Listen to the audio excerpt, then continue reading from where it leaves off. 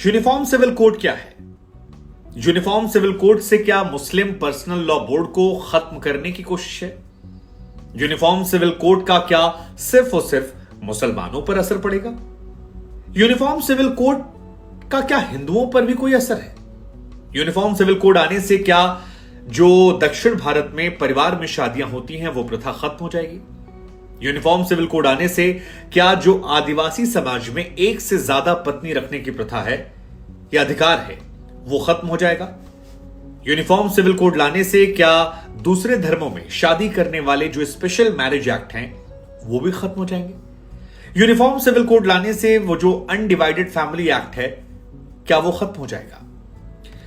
बीते कुछ दिनों से यूनिफॉर्म सिविल कोड को लेकर चर्चाएं बहुत ज्यादा तेज हो गई हैं और हो भी क्यों ना, भारतीय जनता पार्टी ने 3 बड़े वादे किए थे अपने शुरुआत आगाज के साथ, जिसमें एक था राम मंदिर, जो वो दावा करते हैं कि सुप्रीम कोर्ट के जरिए पूरा कर दिया। दूसरा था कश्मीर से 370 हटाना, जिसको उन्होंने कर दिखा दिया। और तीसरे को लेकर कहा जा रहा है कि बहुत दिन दूर नहीं है जब देश में यूनिफॉर्म सिविल कोड लागू हो जाएगा।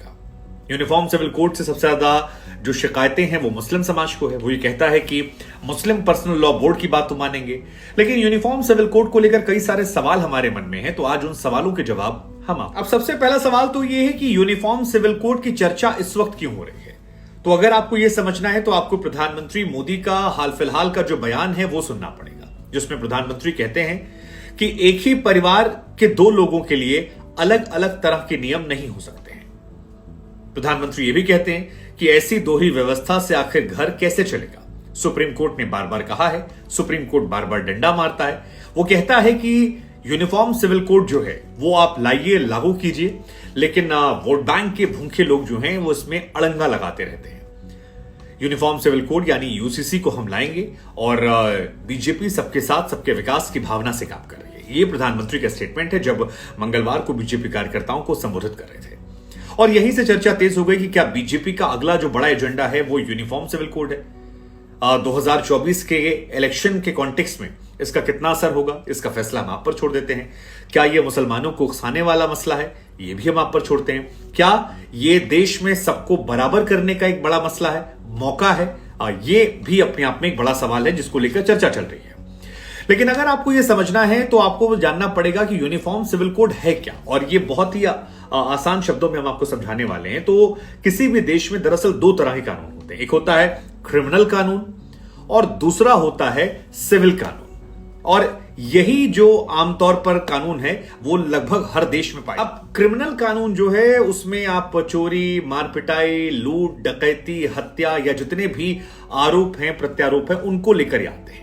अगर आप इंडिया के कॉन्टेक्स्ट में बात करेंगे तो इंडिया में क्रिमिनल लॉ जो है वो सबके लिए है। मसलन अगर एक गुनाह मुसलमान करता है तो उसको भी वही सजा मिलेगी जो एक हिंदू को मिलेगी, या एक सिख को मिलेगी, पारसी को मिलेगी, जैन को मिलेगी। यानी कि हमारे देश में जो क्रिमिनल लॉ है वो सभी के लिए एक है। और कई बार कहा था कि संविधान मतलब एक संविधान, लेकिन हमारे यहां सिविल कानून जो है वो अलग अलग है। मतलब क्रिमिनल में तो सब एक बराबर हैं, लेकिन जब आप सिविल में आते हैं तो यहां पर कानून अलग हो जाते हैं। सिविल में शादी ब्याह के बाद संपत्ति से जुड़ा जो मामला है वो सिविल में आता है। अब भारत में अलग अलग धर्मों में शादी, परिवार, संपत्ति को लेकर अलग अलग रीति रिवाज हैं, अलग अलग परंपराएं हैं, और यही वजह है कि कुछ पर्सनल लॉ जो हैं वो भी इसे कहते हैं। जैसे मुसलमानों की अगर बात की जाए तो मुसलमानों का अपना एक पर्सनल लॉ बोर्ड है और उनका शादी और संपत्ति का बंटवारा जो है वो पर्सनल लॉ के हिसाब से होता है। हिंदुओं की बात की जाए तो हिंदुओं को हिंदू मैरिज एक्ट जो है उसके तहत होता है। ईसाई और सिखों के लिए भी उनका अलग एक पर्सनल लॉ है। यूनिफॉर्म सिविल कोड के जरिए कहा जा रहा है कि जो ये पर्सनल लॉ है इसे खत्म करने की कोशिश की जा रही है, और कोशिश की जाएगी कि जैसे क्रिमिनल में सबके लिए कानून है वैसे ही एक कानून यहां बन जाए। यानी भारत में जो रहता है उसके लिए शादी ब्याह से लेकर सजा तक का हर किस्म का एक का। इसका मतलब यह कि भारत में रहने वाला हर एक व्यक्ति जो है वो किसी भी धर्म, किसी भी जात, मजहब, पंथ का है, किसी भी जाति का है, सबको लेकर एक नियम कायदा कानून है। किसी को अलग से कोई कानून नहीं मिलेगा। मसलन जो शुभांकर के लिए है वही रिजवान के लिए होगा, आमिर के लिए होगा, वही गुरविंदर के लिए होगा, वही जोसेफ साहब के लिए भी हो जाएगा। ये कहानी है। अब फिलहाल अंतर क्या है? जैसे मुसलमानों की अगर बात की जाए तो मुस्लिम पर्सनल लॉ बोर्ड के तहत मुस्लिम पुरुष जो हैं वो 4 शादी करने की इजाजत रखते हैं। हालांकि मुस्लिम समाज की तरफ से तमाम लोग कहते हैं कि अब 4 शादियां कोई नहीं करता, लेकिन उन्हें इजाजत है इस बात की, ये कहा जाता है इस मुस्लिम पर्सनल लॉ बोर्ड की तरफ से, अगर वो करते हैं तो वो गैर कानूनी नहीं होगा, उन्हें सजा नहीं दी जाएगी कि उन्होंने 4 शादियां क्यों कर ली। लेकिन हिंदू मैरिज एक्ट के तहत अगर आप शादी कर लेते हैं अपनी पत्नी के रहते दूसरी शादी बिना डिवोर्स दिए, तो इस कानून के तहत आप पर सजा हो सकती है, ये कानून अपराध है, इसके लिए कानून रहेगा। और अब जो यूनिफॉर्म सिविल कोड की बात की जा रही है उसके जरिए अगर वो लागू होता है तो हिंदू हो या मुसलमान हो सबके लिए एक नियम कायदा कानून होगा, यानी सबके शादी का एक ही पैमाना होगा, जो हिंदू के लिए और मुसलमान के लिए। अब बहुत लंबे समय से देश में एक बड़ा वर्ग है जो बार बार कह रहा है कि इसे लागू कर दिया जाए। इसके अलावा 14 जून को 22वें लॉ कमीशन की तरफ से भी यूसीसी पर विचार विमर्श की प्रक्रिया को शुरू किया गया और इसी के बाद प्रधानमंत्री नरेंद्र मोदी की तरफ से इसको कॉन्टेक्स्ट में लिया गया और यह कहा गया कि इसकी जरूरत है, कोर्ट कह रही है, बस लोग वोट बैंक के लिए। तो सबसे पहला जवाब तो ये है कि अगर यूनिफॉर्म सिविल कोड लागू होता है तो मुस्लिम्स को जो ये अलग से शादी का या जो अगली जनरेशन को संपत्ति देने का अधिकार है, ये पूरी तरह से उनका मुस्लिम पर्सनल लॉ बोर्ड से खत्म हो जाएगा और ये भी समान तरीके से हो जाएगा जैसा बाकी देशों सभी लोगों के लिए। उसको क्या नाम दिया जाएगा, यूनिफॉर्म सिविल कोड होगा शायद, तो हिंदू मैरिज एक्ट, इन तमाम मुस्लिम पर्सनल लॉ बोर्ड ये सब एक हो जाएंगे।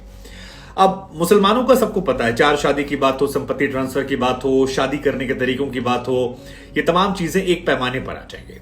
लेकिन हिंदुओं में जो आदिवासी समुदाय है उसे भी एक से ज्यादा शादी करने की इजाजत दी जाती है, तो क्या उस पर यह लागू हो जाएगा? तो आपको बता दें कि अनुसूचित जनजातियां यानी कि शेड्यूल्ड ट्राइब्स जो हैं, एसटी, उन समूहों की सरकारी लिस्ट जो आमतौर पर मुख्य समाज से अलग रहते हैं उनकी होती हैं और माना था कि अक्सर इनका अलग समाज होता है। कई बार देखा था कि रीति रिवाज अलग होते हैं, पहाड़ों में रहते हैं या जंगलों में रहते हैं, इनका अपना एक अलग अंदाज होता है। लेकिन अब यह माना जा रहा है कि जो इनको एक प्रिविलेज मिलता था, एक पुरुष एक से अधिक महिलाओं से शादी या फिर एक महिला की एक से अधिक पुरुषों से शादी, यूनिफॉर्म सिविल कोड आएगा तो इनसे भी यह हक छीन लिया जाएगा। और ये भी नाराज हैं, कहा जा रहा है कि 2016 में ही रीति रिवाजों और अपनी प्राथमिकताओं, अपनी कल्चर को बचाने के लिए सुप्रीम कोर्ट गए थे। खासतौर पर पूर्वोत्तर में ऐसे ट्राइब्स बहुत ज्यादा हैं और वहां पर यह माना जा सकता है कि जब यूसीसी को लागू किया जाएगा तो उसका बड़े पैमाने पर वहां पर विरोध जो है वो देखने को मिलेगा। हालांकि ऐसा नहीं कि पूर्वोत्तर में जितने राज्य हैं सभी जगह पर सभी आदिवासी समुदाय के लोग जो हैं वो एक तरह पत्नियां रखते हैं, लेकिन कई जगह पर उनको ये छूट है। लेकिन एसटी आबादी जो है वो ज्यादा कहां पर है आदिवासी समुदाय को लेकर, तो आप सिक्किम की बात करेंगे 33% है, आप मेघालय की बात करेंगे तो वहां तो 86% इनकी आबादी है, वहां बड़े पैमाने पर विरोध होगा। अरुणाचल में 68% है, मणिपुर में 40% है, नागालैंड में 86.5% उनकी आबादी है, त्रिपुरा में 31% है, मिजोरम की बात करेंगे तो 94% के अराउंड है, छत्तीसगढ़ में बात करेंगे 30% है, दादरा नगर हवेली में 52% है और लक्षद्वीप में तकरीबन 54% है। तो पूर्वोत्तर में इनकी आबादी बहुत ज्यादा है और ये मानकर चलिए कि वहां पर विरोध जो है वो ज्यादा हो जाएगा। हालांकि एक सवाल ये भी आता है कि शहरों में जो लिव इन कल्चर उसमें व्यवहारिक तौर पर आप कैसे रोकेंगे, क्योंकि लिव इन कल्चर तो हमने देखा है। एक सवाल और आता है कि दक्षिण भारत में जो हिंदू परिवार है जहां रिश्तेदारों में शादियां आपस में जाती हैं, क्या वो बंद हो जाएगी? क्योंकि वहां पर भी कई बार ये आरोप लगते हैं कि उनका भी एक अपना कल्चर है और कजिन्स के साथ शादियां हो जाती हैं। जैसे बिहार में माना आता है कि अभी 3.2% लोग हैं जो कजिन्स शादी करते हैं, सर्वे में रिपोर्ट आई थी। तमिलनाडु में 26% लोग ऐसे हैं जो कजिन्स में ही शादी करवा देते हैं। इसके अलावा सरकारी आंकड़ों में तमिलनाडु में 10.5% लोग ऐसे हैं जो पिता की साइड के कजिन से और 13% मम्मी की साइड के कजिन से और 3.5% महिलाएं अंकल की साइड से कजिन से वहां से शादियां कर लेते हैं। अब यूनिफॉर्म सिविल कोड लागू होगा तो इसका सबसे बड़ा असर यह होगा कि जो मुस्लिमों में कजिन से शादियां होती थी वो कजिन से शादियां नहीं कर पाएंगे और उसी तरह दक्षिण भारत में जो हिंदू परिवार भी अपने कजिन में शादियां करते थे वो कजिन वाली शादी जो है वो कैंसिल हो जाएगी। यूनिफॉर्म सिविल कोड जो है वो मुख्यतः 5 चीजों के इर्द गिर्द रहने वाला है, जिसमें सबसे पहले शादी की जो मिनिमम एज है वो हिंदू, मुसलमान, सिख, ईसाई, पारसी, जैन, एक्स्ट्रा जो जितने भी रिलीजन्स हैं सभी रिलीजन्स को लेकर एक हो जाएगी। यानी अगर हिंदुओं में वो 18 साल है तो मुस्लिम भी 18 साल होगा, जैन में 18 साल, पारसी, बौद्ध हर जगह 18 साल हो जाएगा। दूसरा है शादी के बाद विमेन के जो राइट्स होते हैं, मतलब महिला को क्या क्या अधिकार है, चाहे वो प्रॉपर्टी का हो, बाकी चीजों का हो, वो सबको लेकर एक समान होगा। ऐसा नहीं हो कि इस धर्म को लेकर अलग है, इस धर्म को लेकर अलग है। तीसरा, तलाक की जो प्रक्रिया है यानी अलग सेपरेशन होने की जो तरीके हैं वो अभी क्योंकि मुसलमानों में अलग है, मेहर देनी पड़ती है, हिंदुओं में अलग तरीका है, कोर्ट कचहरी, वो सारा एक तरीके का हो जाएगा, सबके लिए समान है। इसके अलावा पोस्ट डिवोर्स जो महिलाओं के भरण पोषण का अधिकार है वो भी एक मान लिया जाएगा, तो ये भी एक वो है। और इसके अलावा बच्चे के गोद लेने का अधिकार जो है वो भी एक मान लिया जाएगा। तो कुल मिलाकर ये काफी ज्यादा अलग हो जाएगा। हिंदुओं में शादियों के लिए संसद से 1956 में कानून बना दिया गया था और उसमें माना गया था। अब यूनिफॉर्म सिविल कोड आएगा तो यही पैमाना जो है माना जा रहा है मिलता जुलता सभी के लिए। एक सवाल, एक डर लोगों के मन में यह भी है कि क्या यूनिफॉर्म सिविल कोड आने से दूसरे धर्मों में जो शादी की जाती है, स्पेशल मैरिज एक्ट, वो बदल जाएगा? क्योंकि ये माना जाता है कि 1954 में एक सिविल मैरिज या रजिस्टर्ड मैरिज के लिए कानून बना है और कुछ शर्तों के साथ आप दूसरे रिलीजन में शादी कर सकते हैं, यानी दो अलग अलग धर्मों जातियों के लोगों को शादी रजिस्टर्ड कराने मान्यता देने के लिए यह बनाया गया है। इसमें शादी जो होती है वो एक सिविल कॉन्ट्रैक्ट होती है, इसलिए धार्मिक आयोजन, संस्कार या समारोह कराने की फॉर्मेलिटीज की जरूरत नहीं पड़ती है। अब इसको लेकर भी सवाल उठ रहे हैं कि क्या ये भी बंद हो जाएगा।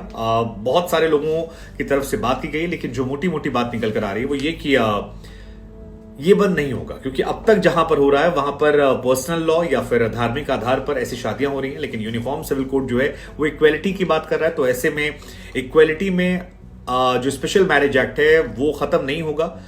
एक कहानी और आती है हिंदू अनडिवाइडेड फैमिली एक्ट को लेकर, जो स्पेशल प्रिविलेज मिलते हैं जब आप ज्वाइंट फैमिलियां होती हैं, एक ही घर में एक छत रहने, खाना पीना सब कुछ, तो वहां पर कहा जाता है HUF, यूनाइटेड अनडिवाइडेड फैमिली, तो उनको लेकर कहा जा रहा है कि कुछ टैक्स में छूट मिलती है।